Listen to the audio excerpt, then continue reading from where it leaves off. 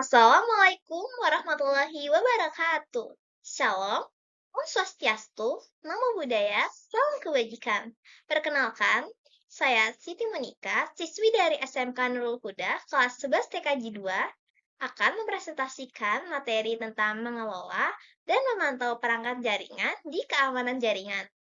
Hak akses atau disebut juga user level di dalam WordPress pada umumnya dikenal dengan istilah role yang dapat dibagi ke dalam beberapa level, seperti administrator, kontributor, author, dan editor. Setiap user level tersebut memiliki hak akses yang berbeda-beda. Hal ini bergantung pada kewenangan user. Beberapa role WordPress dijabarkan sebagai berikut. Administrator.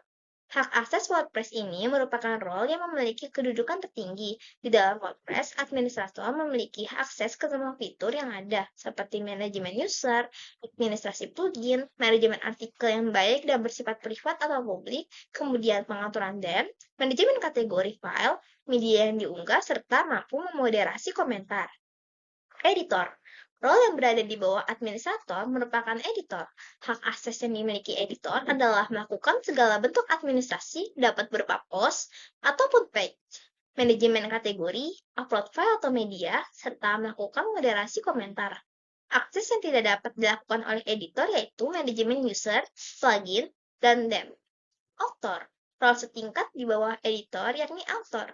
Author berhak untuk mengatur manajemen berjenis post dan berhak untuk melakukan upload file. Bedanya dengan role editor adalah tidak dapat melakukan moderasi komentar. Kontributor. Kontributor adalah role yang letaknya di bawah author dan hanya berhak menulis serta mengirim artikel berjenis post. Untuk artikel yang dapat diedit, hanya artikel yang ditulis oleh kontributor tersebut. Artikel yang ditulis oleh kontributor hanya dapat dipublikasi oleh level administrator atau level editor, sedangkan kontributor sendiri tidak dapat mempublikasi tulisannya. Hal yang telah dipublikasi oleh administrator atau editor tidak dapat diedit atau dihapus lagi oleh kontributor. Subscriber. Role subscriber merupakan level yang paling bawah dalam manajemen role WordPress. Subscriber dapat membaca dan memberikan komentar.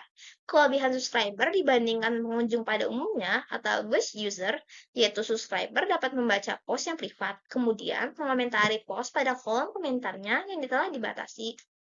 Ketentuan. User must be registered and look in the comment pada menu discuss settingnya. Pengamanan sistem operasi dan manajemen file. A. Memahami keamanan sistem operasi. Keamanan sistem operasi mengacu pada praktik dan tindakan yang dapat memastikan kerahasiaan, confidentiality, integritas, integrity, serta ketersediaan, availability. Sistem operasi. Tujuan utama dari upaya keamanan sistem operasi adalah melindungi sistem operasi dari berbagai ancaman, termasuk perangkat lunak berbahaya seperti worm atau trojan, kesalahan konfigurasi, dan intrusi dari jarak jauh. Untuk mencapai tujuan keamanan sistem operasi, seringkali diperlukan penerapan berbagai teknik kontrol yang dapat mencegah perubahan, penghapusan, atau pencurian aset secara ilegal.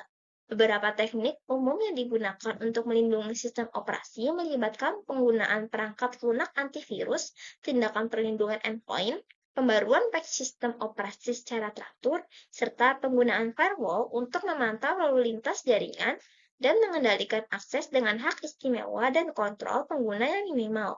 Penting untuk memastikan bahwa sistem operasi tetap tersedia, informasi tetap rahasia, dan data tetap utuh dalam upaya keamanan sistem operasi. Keamanan sistem operasi melibatkan prosedur kontrol preventif yang dirancang untuk melindungi aset sistem dari resiko pencurian, modifikasi, atau penghapusan jika terjadi pelanggaran keamanan terhadap sistem operasi. Kemudian, ada jenis ancaman. Yang pertama, ancaman sistem. Ancaman sistem merupakan penyalahgunaan layanan sistem dan koneksi jaringan yang akan menyebabkan masalah pengguna. Ancaman ini memicu ancaman program di seluruh jaringan yang disebut serangan program. Selain itu, ancaman sistem akan membuat lingkungan berupa sumber daya sistem operasi dan file pengguna disalahgunakan. 2. Ancaman program. Ancaman ini terjadi saat program yang dijalankan pengguna menyebabkan operasi yang berbahaya. Misalnya, program yang diinstal pada komputer akan menyimpan dan mentransfer kredensial pengguna ke peretas. Kemudian, Ada cara menjamin keamanan sistem. Yang pertama, autentikasi secara umum. Autentikasi merupakan proses identifikasi pengguna terhadap suatu sistem dan mengaitkannya ke program yang telah dijalankan pengguna tersebut. Pada umumnya, sistem operasi bertanggung jawab menerapkan sistem keamanan dalam komputer. Hal tersebut untuk memastikan keaslian identitas pengguna dalam menjalankan program. Yang kedua, ada one-time password atau OTP. Seiring dengan autentikasi standar, kata sandi satu kali akan memberikan lapisan keamanan ekstra, contohnya melalui OTP. Setiap kali pengguna ingin mencoba masuk ke sistem OTP, dibutuhkan kata sandi unik. Setelah kata sandi satu kali dapat digunakan, kata sandi tersebut tidak dapat digunakan secara ulang.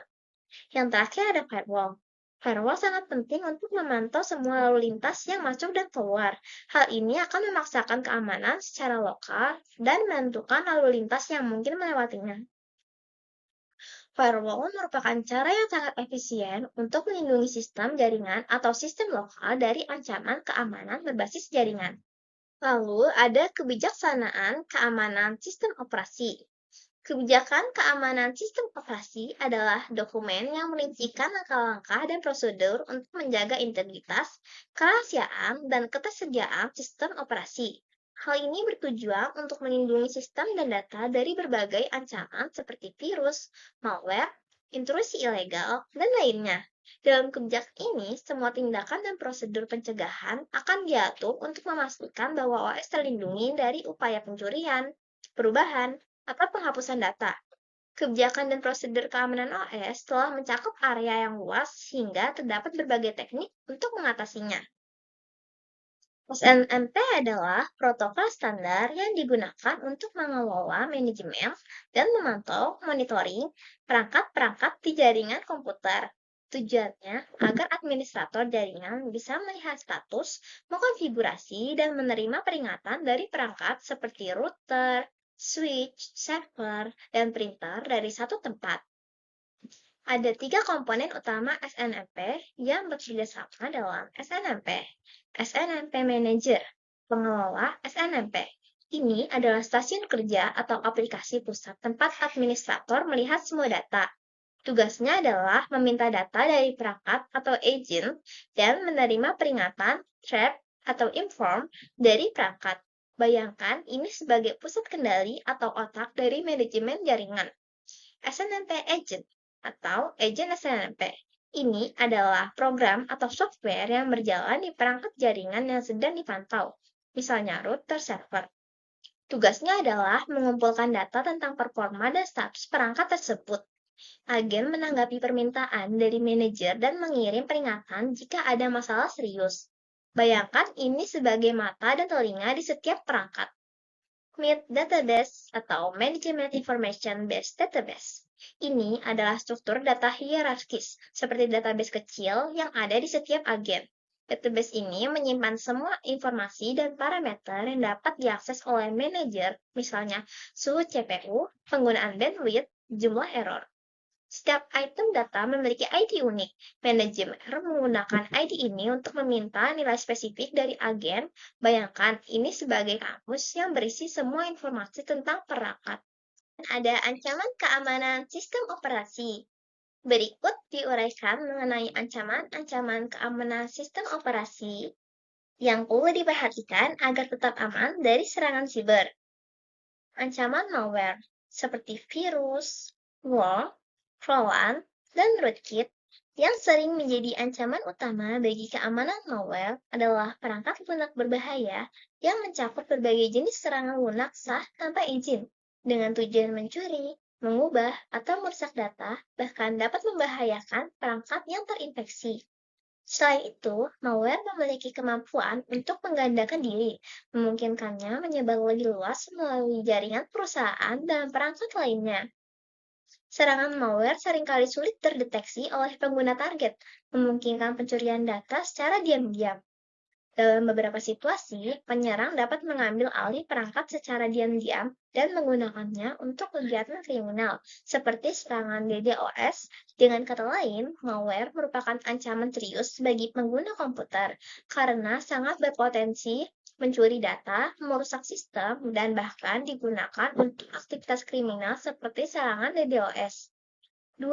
Ancaman serangan denial of service atau DOS.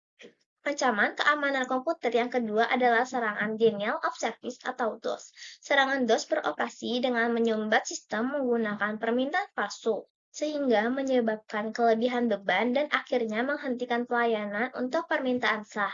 Beberapa serangan DOS tidak hanya membebani sumber daya sistem, tetapi juga dapat merusak infrastruktur yang mendasarinya.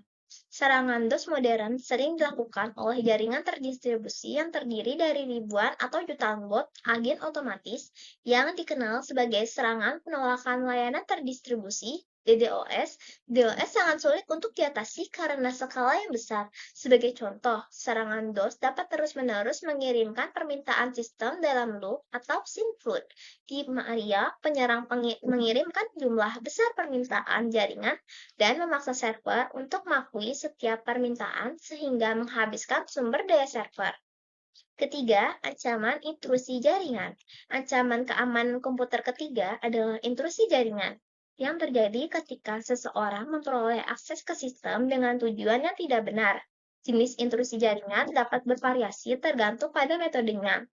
Aset berharga dapat terungkap ketika orang dalam atau pengguna resmi melalaikan kebijakan keamanan atau praktik yang ada.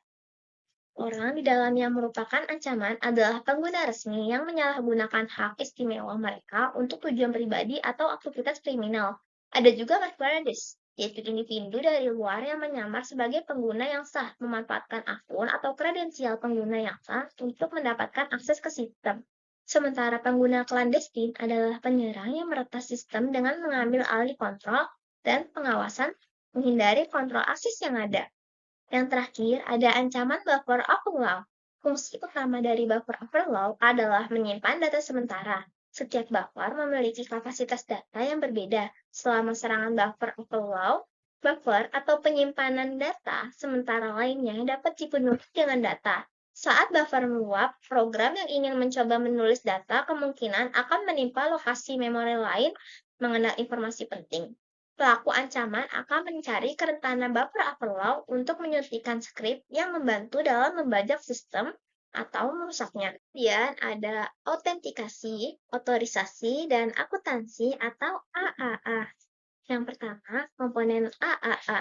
Keamanan jaringan AAA pada Cisco memiliki 3 komponen fungsional, yaitu A. Autentikasi atau authentication. Autentikasi merupakan cara pengguna dan administrator guna membuktikan identitas sebelum mengakses ke dalam jaringan dan ke sumber daya jaringan. Dengan menggunakan kombinasi nama, kata sandi, pertanyaan mengenai tantangan, tanggapan, dan kartu token, autentikasi sudah dapat dibuat. Autentikasi adalah proses validasi identitas pengguna sebelum mengakses data, perangkat, atau akun yang dimasukkan. Istilah autentikasi berasal dari bahasa Yunani, yakni authentic yang berarti asli. Berdasarkan etimologi tersebut, dapat disimpulkan bahwa autentikasi merupakan salah satu proses guna menjamin keaslian pengguna berdasarkan kredensial dalam database. Otorisasi atau authorization. Otorisasi merupakan suatu cara yang dapat dilakukan setelah pengguna diautentikasi. Dengan ini, layanan otorisasi dapat menentukan sumber daya yang dapat diakses oleh pengguna serta operasi yang dapat diizinkan untuk dilakukan oleh pengguna. Ketika pengguna berhasil diautentikasi terhadap sumber data AAA yang telah dipilih, maka dapat diotorisasi untuk sumber daya jaringan secara tertentu.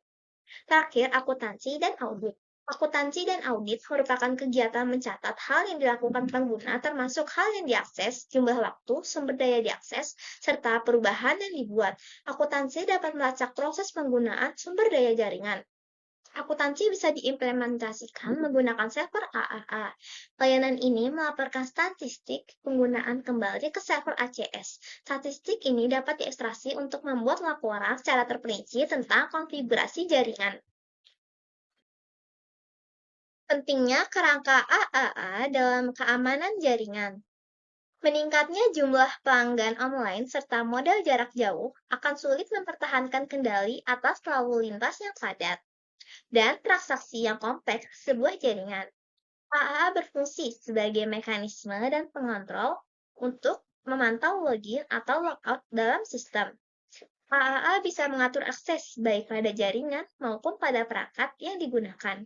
Dengan sistem pemantauan simultan, dapat merespon potensi masalah keamanan jaringan yang disebabkan oleh peretas yang menyusup ke sistem, transaksi salah, atau pelaku jahat internal. Dengan AAA, langkah penting dalam keamanan jaringan, aset perusahaan, informasi pelanggan, dan data lain tetap aman. Keuntungan AAA. Keuntungan utamanya adalah memungkinkan manajemen keamanan jaringan yang cerdas dalam mengakses sumber daya komputer. Berikut ini adalah beberapa keuntungan AAA. A. Untuk meningkatkan stabilitas jaringan dan memberikan fleksibilitas. B. Sebagai pengawasan akses jaringan untuk menyederhanakan dalam pengelolaan proses. C. Radius dapat mengotorisasi akses kepada setiap pengguna berdasarkan dengan kredensial. D. Dapat berkontribusi pada pembentukan standar dalam protokol jaringan. Jenis protokol AAA. Protokol AAA yang sering digunakan adalah Radius dan Touch Plus. Terdapat perbedaan antara keduanya, yaitu Touch Plus berfungsi untuk mengeksekusi proses autentikasi dan otoritas secara terpisah, sedangkan Radius dapat menawarkan pendekatan secara gabungan. Radius merupakan protokol file server untuk mengautentikasi pengguna agar dapat mengakses jaringan dan jarak jauh. Password selalu dapat dienkripsi dengan protokol Radius. Hal ini dapat menggunakan koneksi User Datagram Protocol atau UDP 1654 dan 18212 untuk transmisi data. Permintaan sisi klien ke suatu server Radius berjalan pada lapisan aplikasi dan transport yang dijawab dengan dua cara berbeda. Jika pengguna tidak melakukan autentikasi, responnya berupa akses denied yang dapat ditransmisikan. Ketika server meminta kata password kedua dari pengguna, server akan mengirimkan tantangan akses kepada pengguna, yaitu ketika proses verifikasi server Radius telah selesai, responnya berupa akses accepted. Touch Plus menyediakan autentikasi secara terpusat untuk akses jarak jauh ke suatu jaringan, sistem, atau perangkat. Hal ini merupakan protokol AAA yang dapat dikembangkan oleh Cisco. Server dapat mentransmisikan respon yang berbeda. Jika respon berupa accepted, dapat dipastikan bahwa telah diterima dan akses telah dikonfirmasi. Apabila respon berupa denied, akan dihasilkan saat pengguna tidak dapat diautentikasi atau gagal dalam langkah autentikasi saat langkah autentikasi kedua diminta jawabannya, yaitu continue.